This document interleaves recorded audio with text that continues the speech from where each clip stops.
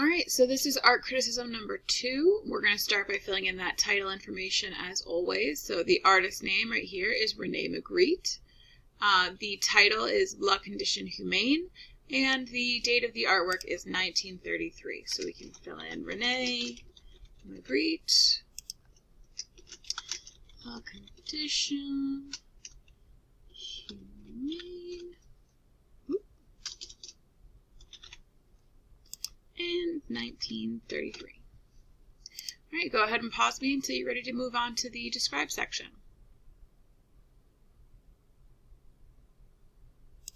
And moving on to the describe section, in this artwork you are to list 3 things that you see.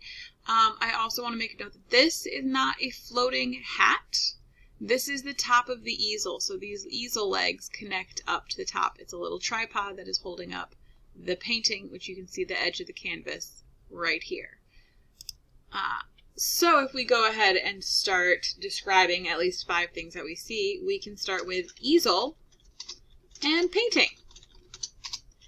We could also add window, tree, room, path, sky, clouds. There's a whole bunch of stuff. You could add curtains, all kinds of other things.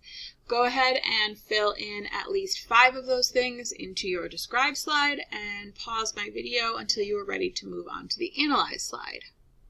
All right, for our analyze slide, we are going to, in a complete sentence, explain which of the 6 techniques discussed in our notes creates unity.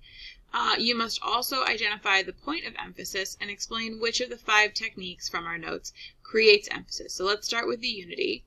We talked about unity of color, unity of proximity, unity of texture, unity of size, unity of shape, and unity of value. So those were the 6 techniques that we talked about. The idea is making them the same makes unity. So you are going to go through and pick one of those 6. So color, texture,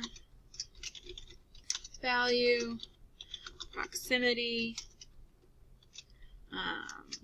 size, or shape, and you're going to tell me what about that is the same or similar. So is there same color somewhere? Is there a same texture somewhere? Is there a same value somewhere? Same proximity, meaning they're close together.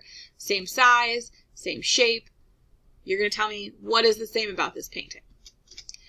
For the emphasis sentence, there were 5 techniques. So we had contrast. So something stands out because it is opposite of everything else around it. You have something that stands out because it is isolated. So isolation. You have something that stands out because of placement. It's placed in the middle. You have something that stands out because of converging lines. Or you have something that stands out because of unusual detail. So you are going to pick one of those things here and tell me this piece creates emphasis because of the isolation of the tree. Does that really create emphasis? Like it could, because there's not like a lot of stuff around it. Is that what your eye goes to first? I don't know. Maybe it is. So you have to say where the focal point is. So what is it that attracts your attention first? What has emphasis on it? And then tell me which of these 5 techniques is what was used to create it. Those 2 sentences, I know it sounds like a lot, and I'm going to make you do the sentence and not type it out for you. So go ahead and pause me. Go ahead and practice those sentences, and then we will move on to interpret when you're ready.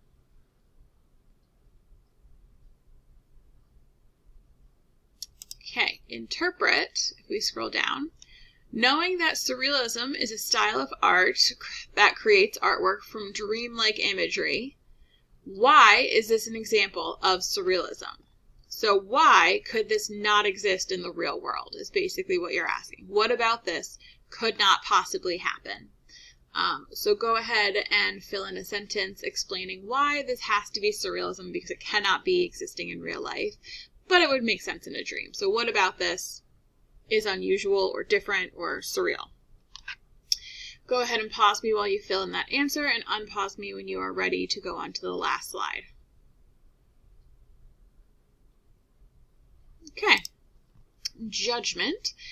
we're going to use one of those aesthetic theories again. So you are going to say, based on, and then you're going to write the theory. So imitationalism or formalism or emotionalism.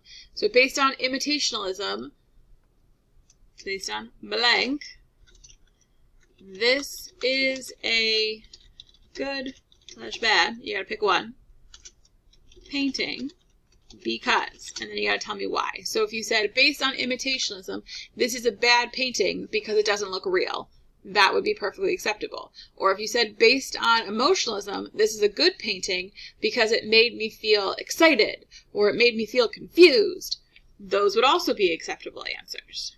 So you're going to go ahead and fill those ones in. Once you finish that, go ahead and submit this, and you are all set with art criticism number 2.